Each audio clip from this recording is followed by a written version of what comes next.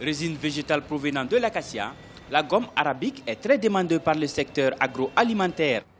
Boissons, produits pharmaceutiques, parfumerie sont entre autres les secteurs demandeurs. Elle est produite dans une région au monde, la bande sahélienne. Au Mali, c'est au sud-ouest, dans la région des Cailles, que l'acacia est cultivée.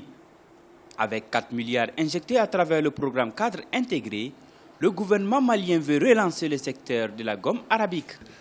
Depuis déjà 4 ans, le Mali a mis en place un vaste projet, un important projet que j'ai l'honneur de piloter pour le développement de la filière gomme arabique.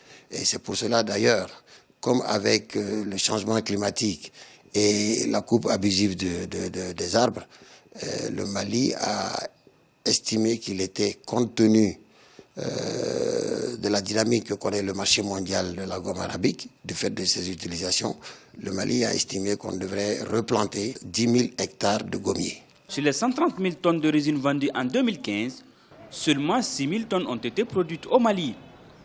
Cette quantité ne représente que 60% de la demande.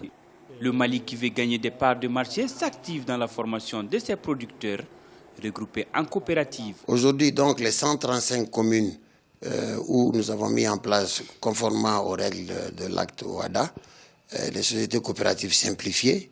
Au niveau des cercles, ce sont des unions qui regroupent, donc c'est de manière concentrique. Après les unions, nous avons mis en place aussi les bureaux de famille professionnelles par région, et nous sommes en passe de mettre en place la confédération ou, si vous voulez, l'interprofession des producteurs de gomme arabique, comprenant les producteurs, les collecteurs et les exportateurs. La gomme arabique est prisée sur le marché. La tonne est vendue à 1 500 000 francs CFA sur le marché mondial. En rappel, la France est le premier pays dans la vente avec 30% des échanges mondiaux.